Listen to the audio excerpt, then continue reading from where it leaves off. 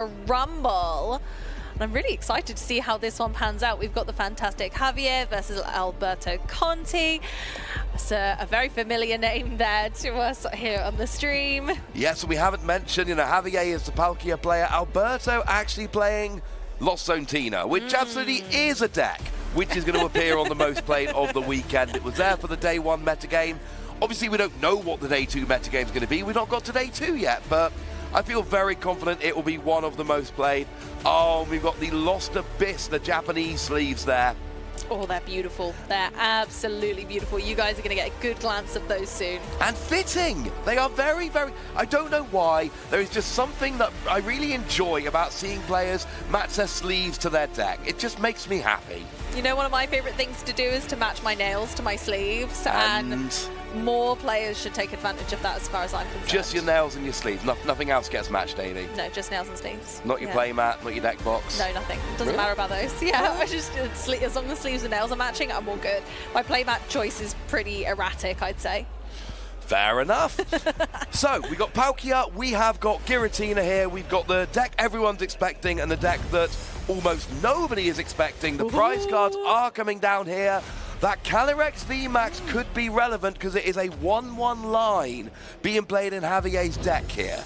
It is, and it's one of the attackers that can reach those higher HP numbers. So we're looking at you, Giratina, there for that one. But Javier is not going to have much of a problem with a lot of the other Pokemon in Alberto's deck. But they are kicking us off here with a beautiful Suicune V in the active.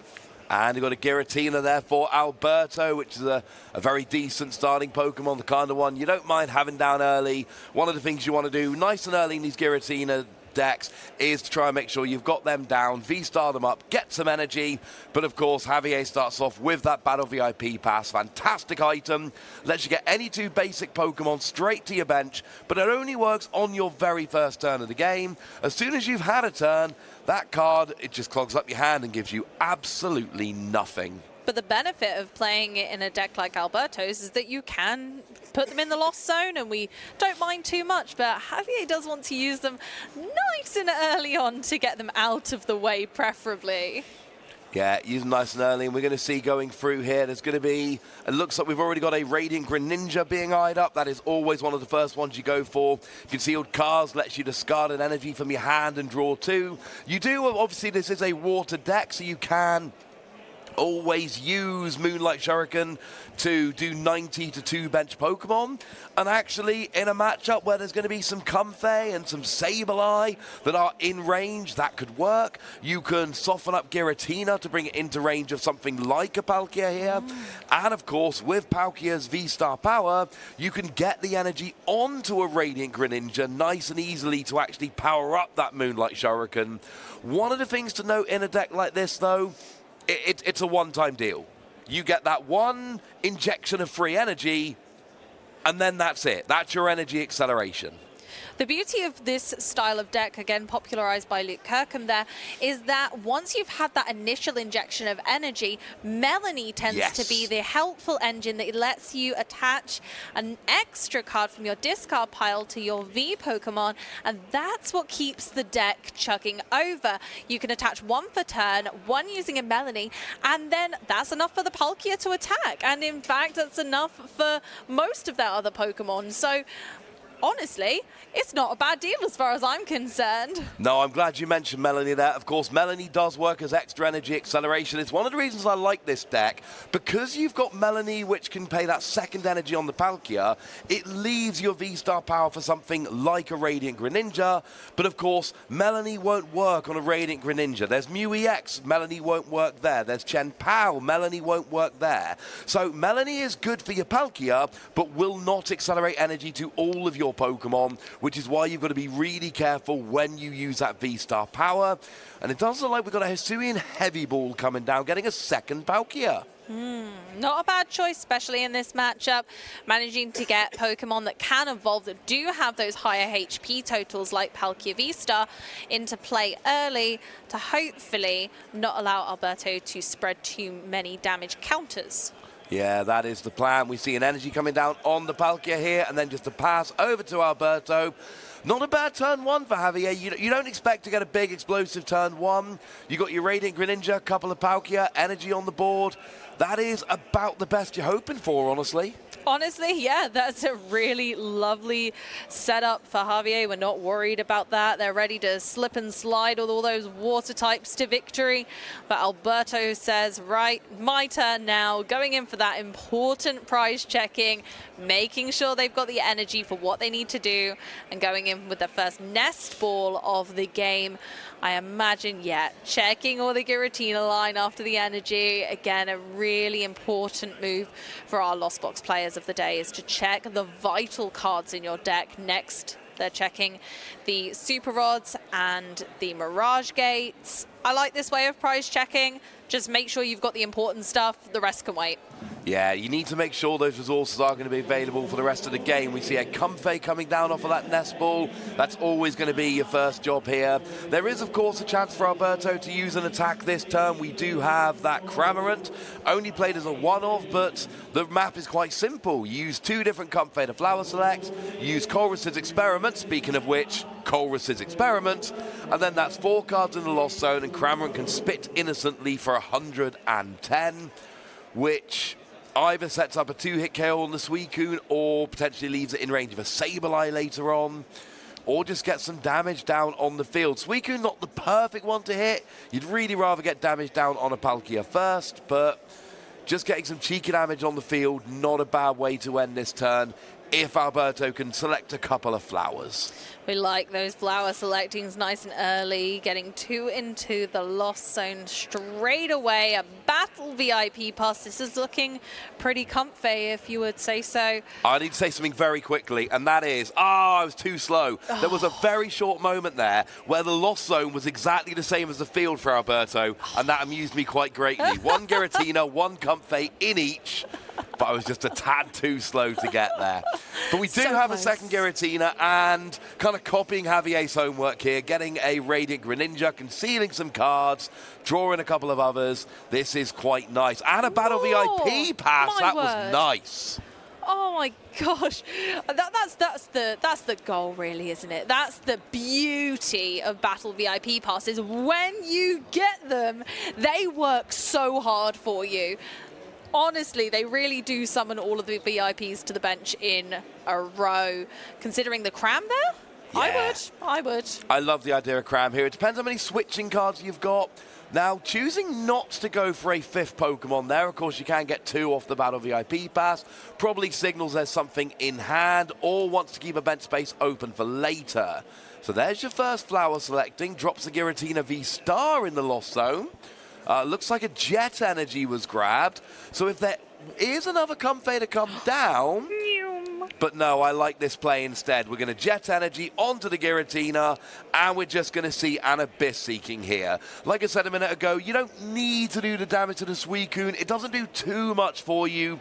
This just gets 2 cards into your hand, 2 cards into the Lost Zone, and, well, it helps to get you closer to using something like a Mirage Gate, while also helping you to draw into something like, hopefully, a Mirage Gate. And actually, I'm pretty sure he's got one in hand. He does, yeah, absolutely. And I think they've left themselves in a really, really great position for this coming turn. Javier is going straight in with the Earthen Vessel there. Yep. Grabbing 2 water energy, absolutely wasting 0 time, getting all of the water energy in the deck out and ready to use. I think that's the only thing this deck could potentially struggle with if it weren't for beautiful cards like Earthen Vessel, allowing you to discard 1 card and search your deck for 2. 2 energy is beautiful. It means that you don't have to rely too much on cards like Chien-Pao, and you can just go ahead and search for them. And there's already free water energy in the discard now, so a fully powered Star Portal is potentially on the cards. You can get the full free energy from that whenever you want now. There's a Palkia in play, the Palkia V-Star. There's free energy. Now, it is worth noting there are 4 paths to the peak in Alberto's list. I don't know if Javier's aware of this, but of course it's something we do often see in Giratina. But if Javier waits too long, you could find yourself not able to use it on the turn you want to. And it looks like there's only actually one counter stadium in the list, although there are obviously a couple of lost vacuum. Yeah, it's not looking good if they don't choose to use it early on. But honestly, I'm not seeing many reasons not to at this stage. I think this is going to be Javier's first real big attacking turn. I just can't figure out which one they're going to go with. There's so many options here. We don't just have Palkia, we've got Greninja. Even Luminion can put some damage on the board. Only does 120 damage, but it does recycle itself back into the deck, and I don't mind that. Well, so I mentioned earlier about the fact that Alberto chose not to fill up one of his bench spaces. One of the things you need to bear in mind in this matchup is that Palkia does 60 damage base plus 20 more for each bench Pokemon, yours and your opponent's. Now, as it stands at the moment, if we assume a full bench, at the moment we've got 8 bench Pokemon, so that's already hitting 220, I believe. And Giratina V's got 220. So I'm pretty sure we could see a KO now. Instead, it looks like what we're actually going to see is your Radiant Greninja, and I like this play a lot. This is the one I pointed out right back on turn 1. What this does beautifully is it means that when those Giratina go up into Giratina V-Star, they are easily within reach of your Palkia. No mucking around, trying to extend, no overreaching. Those V-Star that usually sit there with 280 HP and are really hard to KO, they're now going to sit there at 190. Palkia is going to have a field day, and Alberto's deck here really wants Giratina to be the main attacker. Yeah, Palkia is certainly saying, pick on someone your own size, and Greninja's gone, oh, I'll help. Well, like I say, I'm pretty sure he had the KO on the Giratina if he wanted it. Yeah. But then it opens up an awkward situation when the Giratina V-Star with 280 HP comes out, and then at that stage, you've got something which is really hard to get over. What you're doing here is basically trying to just avoid that before it ever becomes a problem. Yeah, sometimes taking the time and energy to just take it slow with a matchup can be really rewarding in the long run, whereas going too fast, being too aggressive can really backfire in a matchup like this. Yeah, no, I like the Radiant Greninja play. That seems to be the right one for me. So we are over to Alberto here, and this is an awkward situation. We know there's not going to be another Giratina coming down, and actually, interestingly enough, you see Alberto has now gone and filled up his bench, almost like an admission of, okay, well, there's no point now. There's no point limiting my bench. My Pokemon I was trying to keep out of range are easily in range. But what this means is if Alberto's going for those Giratina V-Star, they have to be the damage Giratina. And it does look like have we passed back over to Javier here? I think that might... I'm not sure, I don't think we have. I don't think yet. Both players seem to have... No, we have passed over to Javier. I did think I saw a little gesture there from Alberto, and we did. Eyeing up a Melanie, but going to concealed cards first. And then it looks like we're going to Melanie onto one of those Palkia. And actually, with a Melanie and a turn attachment here, we could see both those Palkia powered up. And Alberto's done a good job not leaving the Giratina in the active, ready to be KO'd. But Alberto is starting to run into a lot of trouble here very quickly, and is actually onto the Suicune here. Let's just make sure we do have an energy there to attach to the Palkia, so we are going to be able to fire and attack. Oh, there was one in hand anyway. I feel like Melanie is one of those supporters that can easily be overlooked in a meta like this, where we have so many Pokemon that it can't accelerate energy to, but actually it's very powerful in a deck like this where they do have valid V attackers to go ahead and take the reins. Yep, and we see a fleet-footed from Suicune here, drawing an extra card. Of course, it's the same ability we saw on that Entei we had in the Iron Valiant matchup earlier, and a Raikou, which we haven't seen. But maybe if we see some Miraidon later on, you never know. You just really want to see Miraidon. You couldn't help yourself, could you? I've made no secret of this whatsoever. I've been extremely clear. We do see a very, very clear KO on the Comfey there as well. That was easily enough damage. Yeah, basically Suicune is the same attack as Palkia, just minus 40. It's basically the same attack, you just do 20 base rather than 60. So with 9 bench Pokemon, you were hitting 200. That was a pretty easy KO. And again, I like this from Javier because You don't want to put your Palkia into harm's way if you don't need to. Just leave your Suicune there, see if Alberto can respond, and then, of course, Alberto's probably going to have to try and respond with a Giratina. Well, brilliant. Your Palkia will come and clean up quite nicely. Yeah, unfortunately, Palkia is quite good at that, just mopping up after the previous opponent, but we're moving steadily on with a Mirage Gate there. 1 energy on Giratina, 1 on Comfey, presumably for a retreat cast. I think it was actually a double Mirage Gate. I think there was a Mirage Gate Oh, onto you're the right. bench Giratina as well. Yeah. So lots of Mirage Gates. Loads of energy. And the nice thing about having energy everywhere is that Lost Impact just becomes more versatile because you're able to use Lost Impact without taking energy off the existing Giratina, so or kind of manipulate your energy usage a little bit more so that your opponent maybe has to be more selective of which Pokemon they KO. So I like this from Alberto, just making sure that energy is spread across their Pokemon, because Lost Impact can take energy from any Pokemon into the Lost Zone. It doesn't have to be off of itself. Yeah, it's of course Lost Impact, great attack, 280 damage, one of the highest basic attack damages we've got in the game, but you do have to Lost Zone 2 energy. But like you say, it can be from anywhere, so it does give you the opportunity to just spread that damage around. Now, we have seen some flower selecting, that Comfey can get out the active. We've not seen a V-Star yet, but but speaking of, here comes the V-Star. Well, okay, cheers, Alberto. Yeah. Apparently he's listening and he's like, well, how about a pair of them right away? But I do worry a little bit for Alberto here, just because they're going to be so easily in range of this Palkia, to the point where a lot of the time against Palkia, one of the things you can do is limit your bench to try and prevent Palkia getting KOs. It's one of the scary things as a Palkia player. But what that Radiant Greninja did so beautifully there, right in the early game, was basically say to your opponent, don't bother limiting your bench, mate. It's not going to work. Yeah. So Alberto's going to get the KO here, and that's lovely. And does actually go up by 1 prize. The thing is, I see where the first 2 KOs are coming from. You got 2 Giratina, both of them get a KO, but they both get KO'd by Palkia.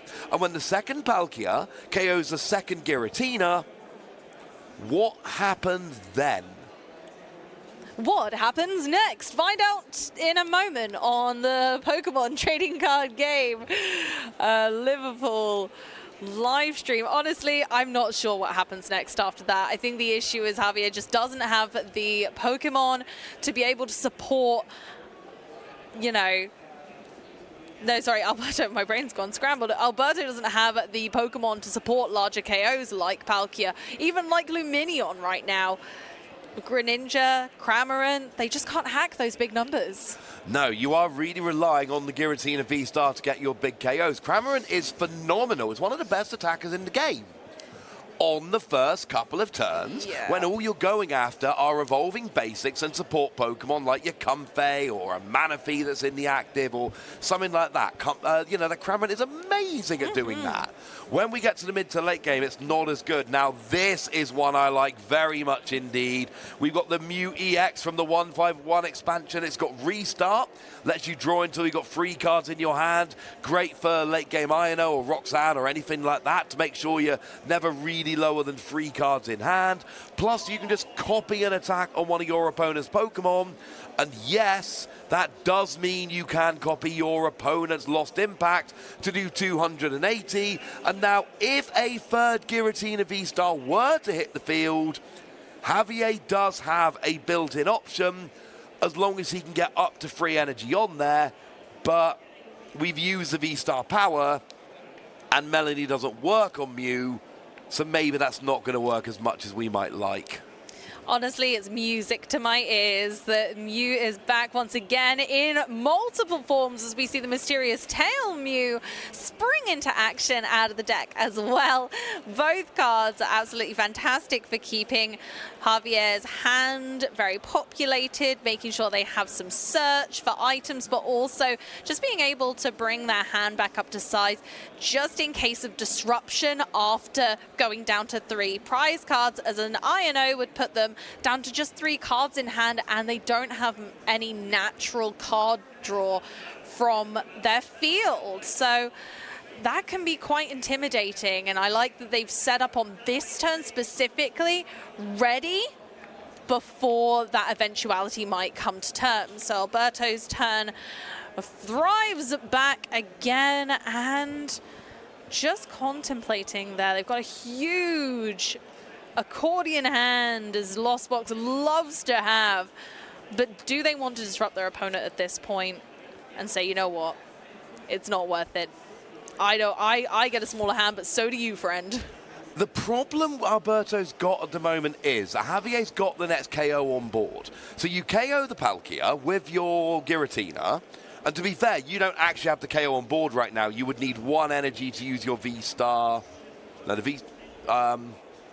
yeah, you would need 1 energy to use your V-Star power here. So that's your KO, but you will just get immediately KO'd back by Palkia. Yep. And then you don't have a response ready, so you can try going for a bit of a disruption if you like, but next turn, Javier needs literally nothing. Yes. There is nothing Javier needs, except if you don't take a KO, maybe they need gusting. Maybe. So here we do see that third Giratina coming down, and this is where you really want a second V-Star power if you are Javier here. Here comes the Mirage Gate. That is going to put 1 energy onto... Oh! That is not nice.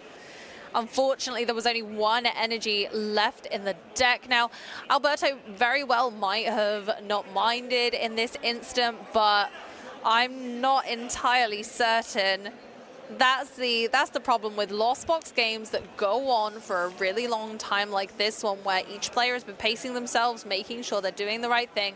Unfortunately, there's also, you run the risk of running low on resources. Luckily, that Jet Energy zooms Giratina back into the active spot, ready once again for a lost impact. Yeah, we're getting a Sableye down as well. That could present some options. Of course, there is a Mew and a Luminion down. So look, after Alberto takes this KO, he really needs to try and get another Giratina V-Star established. If he can, and getting 3 established in 1 game is a lot. It is not something we always see from these Giratina decks. It is asking a lot. If he can, it's a 280 HP Pokemon that will really easily take down that Mew or Luminion or Palkia or whoever to finish out the game. The issue is going to be, we just saw Mirage Gate for a single energy, which suggested there weren't any in the deck ready to go for. And that's at least, I think there's 3 Mirage Gate we've seen played now. Yeah, that's a certain 3. I think I did see a Super Rod there. So we do have options now. Alberto has managed to use Iron-O, so Javier does have a much smaller hand now. I think this is where, if anything, this disruption turn could be the tide that turns for Palkia. This is going to be it. Alberto basically needs a turn. He needs a turn to buy some time, to try and get that extra Giratina V-Star established. I mean, it doesn't really matter if Javier... The problem is, after Javier takes out that Giratina, he's going to be 1 prize away from winning the game. So, it's not even buying time. You've got to take down that Palkia is the problem. Even the disruption isn't really that big a deal. That Palkia is going to be kind of terrifying, honestly. I think I'm worried about the energy still, honestly, because if this Giratina is going to get KO'd by Palkia, which is inevitable, let's be honest, where does the next Giratina V-Star come from? Because there's 1 in the discard pile, 1 in play, and 1 in the lost zone, but only 1. But is it going to be enough? There are 3 in the deck list, so 1's going to need to come back from somewhere. And then do we have enough Super Rods to get the Giratina and enough energy back to be able to Lost Impact again? Oh no, they actually, I tell a lie, Alberto has not used Star Requiem, so they would just require 2 energy. So one Giratina and 2 energy off the Super Rod is enough. Yes, and then that would be it at that point. The game would be over. Alberto needs a 1-2 prize KO to do it. The problem is, you've basically got 1 turn. Yeah. Because this Palkia KOs the Giratina, goes down to 1 prize remaining, and then if Alberto doesn't KO the Palkia's like, oh, cool, I'll just KO something else then. Anything else. And Javier's done a very good thing over the past couple of turns. He's gotten the Mew down, and he's gotten the Mew EX down. And Palkia is not a deck that has a great built-in draw engine like some of the other decks around, but Javier's done everything he can to try and make sure that he's got options in terms of being able to draw some cards. Now, that's a cancelling Cologne, I believe, which isn't going to do much, frankly. It's more just getting it out of the hand, honestly. So now the question is, Mew's got 3 retreats. And Palkia's currently doing 240. And Giratina's got 190 HP remaining. But there is a possibility that next turn, Alberto can go V-Star, Mirage Gate, I win the game right now. Yeah, I'm done. That's it. But does he have the resources in deck to be able to do that? Do we need some more recovery? Is that a super rod in hand? I think I'm certain I think it's Nespal, Mirage Gate, Iono is what I saw. I don't know if that's going to be enough, but combined with the flower selecting, maybe? There's a Mirage Gate, and I did see that there are the requisite 2 energy in hand, but I'm just... Oh, there is a V-Star in the deck. So it is all in the deck, so we need a pivoting option to get the Comfey out of the active. And this is what we've been saying. Alberto needs a 3rd Giratina V-Star. He's got exactly 1 turn to actually pull it off. It did not seem like the easiest thing to do when we had 1 Giratina V-Star. Oh, there we got it already. There's the Iono, but he hasn't got it yet because it's an Iono. It's only going to get him 2 cards, and one of those 2 cards needs to be a way to get either that Comfey out the active or Giratina in. Jet Energy will work. What are they? It's like a boss's orders. Is it 2 bosses? It's 2 double boss's orders. He's no way to get out the active, and I think he's just conceding the game right there, and it looks like Javier's going to take game 1. Oh, they slip and slid right into the victory point that time. Oh, that was snow fast that we didn't even get a chance to see that final attack. No, and that was it. It was one of those situations where you get the switching card, you win guaranteed, you don't get the switching card, and like I said, that Palkia was in a position to KO anything other than a fresh Giratina V-Star. And you didn't have a fresh Giratina V-Star in the active, because if you did, you'd have taken a KO and won the game. It was so close. It was so close. You could see it. You could see it, but he just couldn't get there in time. The absolute, and I called it early, and we called it when it happened, the absolute pivotal moment of that entire game was that early and Radiant Greninja attack. Because it forced Alberto to have a 3rd Giratina V-Star to win the game. And it very almost happened. So close. He managed to recover, and bearing in mind there was a point when there wasn't enough energy in the deck, and there was not a Giratina V-Star available. Nope. And yet he managed to get a Mirage Gate to get 2 energy on there, managed to get the V-Star, couldn't get it in the active. And that's the trouble, is there were so many pieces of the puzzle that needed to come together that just wasn't enough. We couldn't stretch to it. Javier's price is 1 Ice Rider Calyrex V Max for the 2nd game in a row. No. But then started with the Ice Rider Calyrex V, which is a little bit of a slap in the face.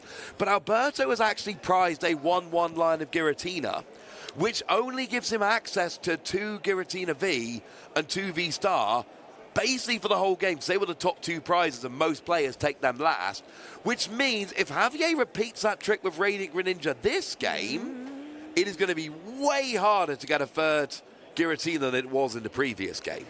That is ever so true. If they manage to run that back, it could be a really scary moment. But both players don't exactly have the most ideal prize cards, so we'll just have to see who gets taking them first and whether they get the right ones in the right order, and a lot of that can be just down to the moment. But honestly, for Alberto, I'm not minding that start. 2 Giratina V, ready to evolve, getting in there early, trying to say, right, okay, I know this is the way it has to go, but here they are.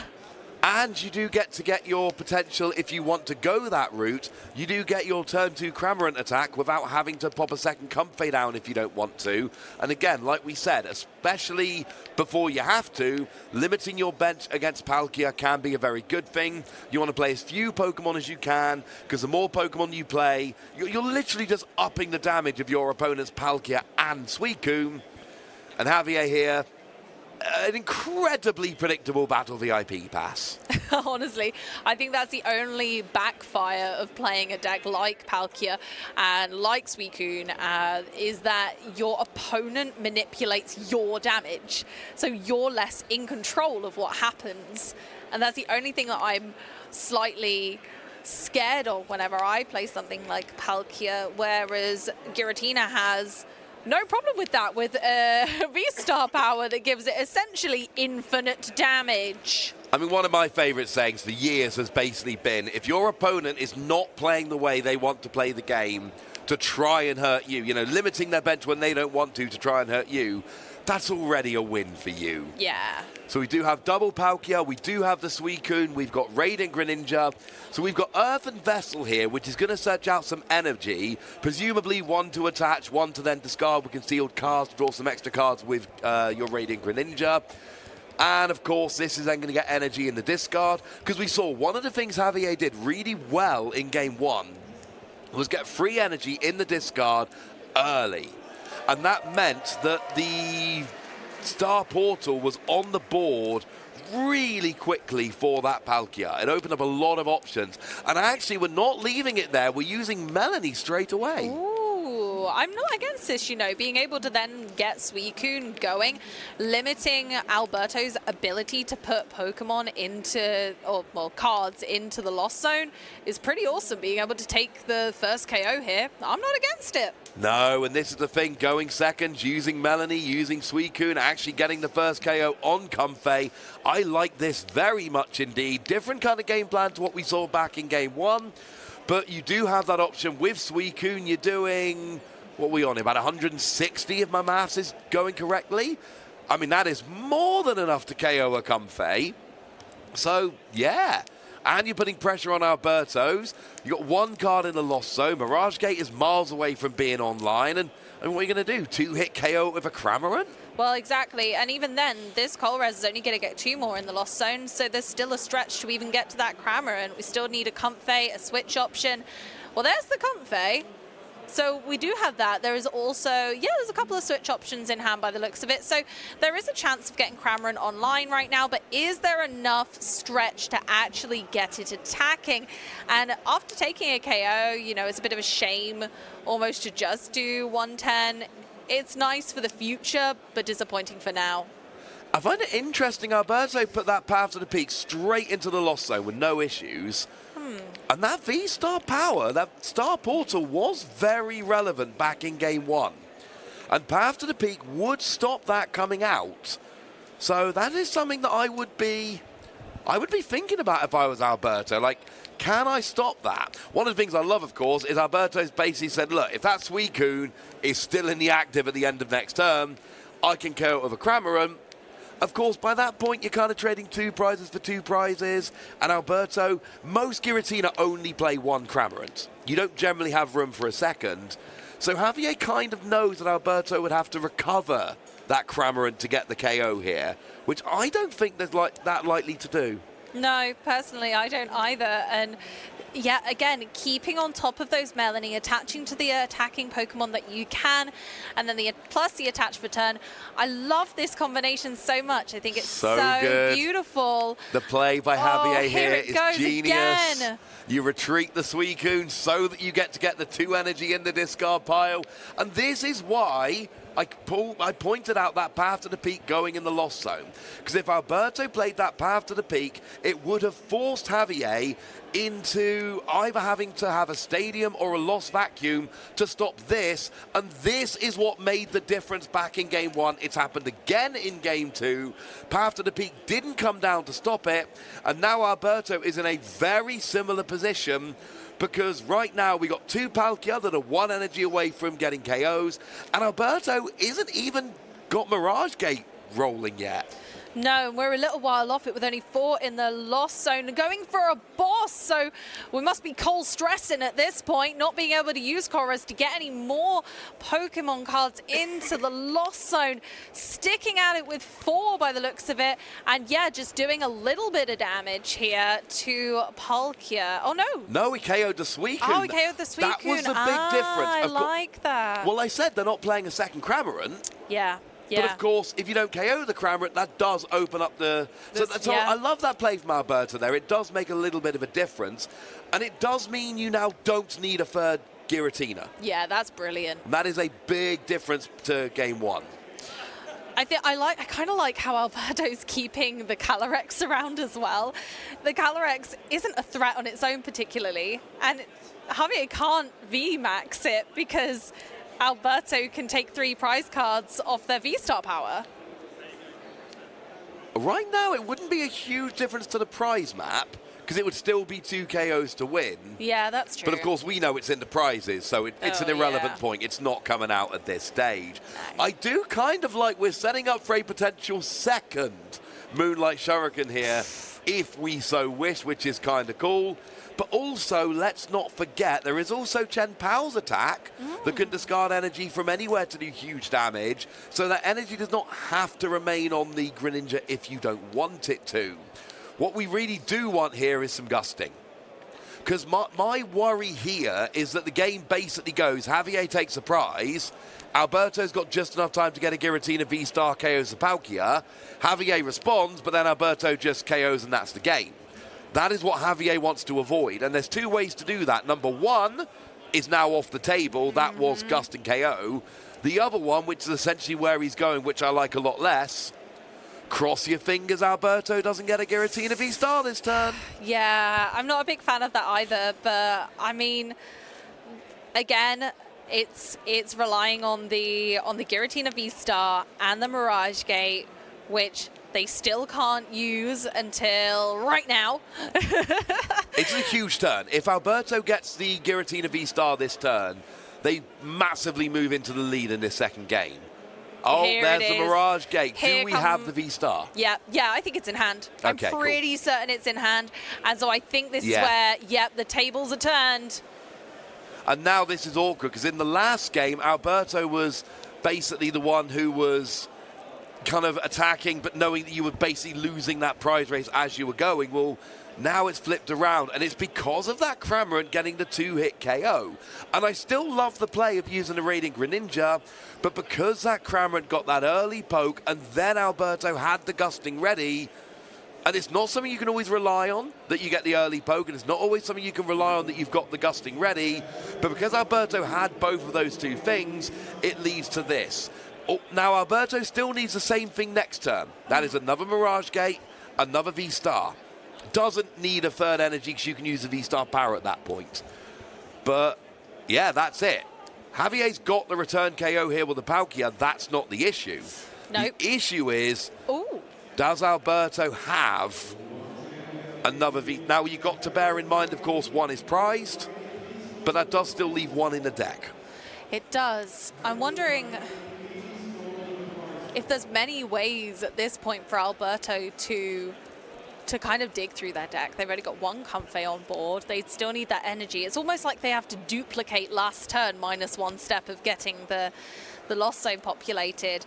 So Javier might be able to just keep it steady, keep the game flowing, and just wash over their opponent. Here we go. We see Chen Pao come down for the first time in this best of 3. There's Shivery chilling on the bench. No stress. Okay, it's Luminion. You've got to think that's for the 1 of Roxanne. You've got to. If you didn't use it... Oh, did they not get anything from that? I don't think so, strangely. Because if I... Like last turn, a boss's orders would have been, Roxanne's already in hand. There we go. Oh, he got us. You had to go for Roxanne this turn. Because you know, if Alberto has a Giratina V-Star next turn, you will lose the game 100% guaranteed. Because it's going to come active. They just need the V-Star and the Mirage Gate. Now you're saying to your opponent, look, you've got 2 cards, plus your 1 draw for turn, plus 1 out of 2 for flower selecting. So you've got basically 5 cards. Or, 3 plus the best 1 out of 2. And that's it. You've got to piece it together from that. And if you don't, I feel really confident I'm going to win this game. And if you do, I don't know, game 3 maybe. Maybe, but there we go. There we see Palkia go ahead and surf their way across the battlefield, taking out Giratina V-Star. We got a Nest Ball from Alberto, maybe going for something else that can draw them cards, or alternatively just thinning the deck. Looking like they're eyeing up Sableye here. I think that might be one of the only Pokemon left in their deck other than the Giratina V-Star itself.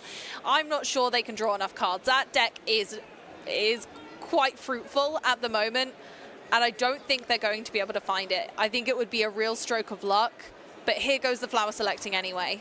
You've got to get lucky, frankly, at this stage of the game. It's one of the problems if you start really aggressively and you go for it early on, and I've done this a million times, a million different decks. You take early prizes and then you get punished. Now, here comes the path to the peak. Now, it looks like, okay, Boss's Orders ends the game right here, I believe. There's an Irida, so we're not... Now, do we see Cross-Switcher? There's a Cross-Switcher. One went to the discard pile earlier in the game, I mean, they grabbed it so confidently there. There must be one in hand. Yeah! There's one in hand. And Javier takes the game 2-0. And we got a Palkia at 5-0 in Liverpool. That is what we like to see. Javier has definitely earned their license to chill in this game, overtaking that Giratina V-Star, what we were considering one of our choices for best deck in format or tournament. So I think that this could be a really strong contender now. I mean, I love the way that the way that Javier went and got the cross switch of Mirada there. You knew there was one in. Nobody gets it with that much gusto when you don't already have the other one in hand ready to go. That was absolutely a given. But I really enjoyed Javier's play there. I did. Game one, you knew exactly where that was going, and yes, there was a bit of luck with their opponent whiffing the switch.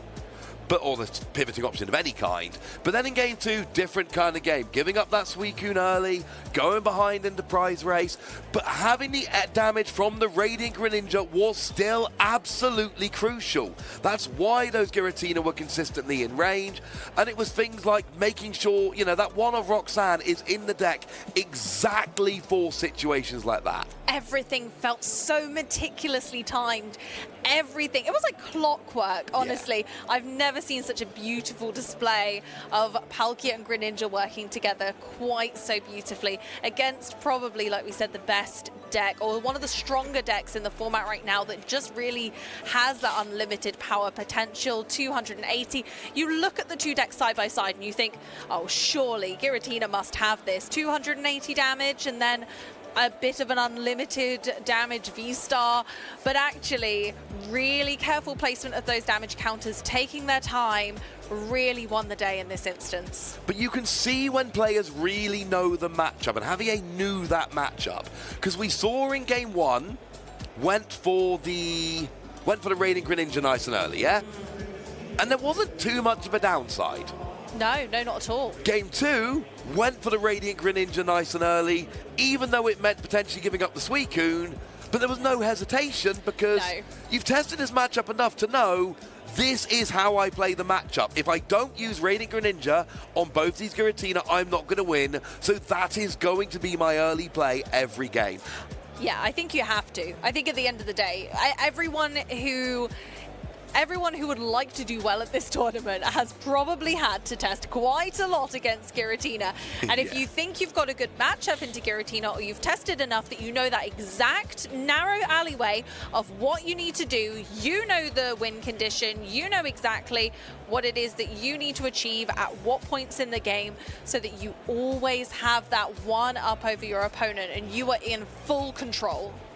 Yeah, no, absolutely. Very, very well played game. And of course, you know, having the Irida bringing you to cross-switcher is absolutely wonderful.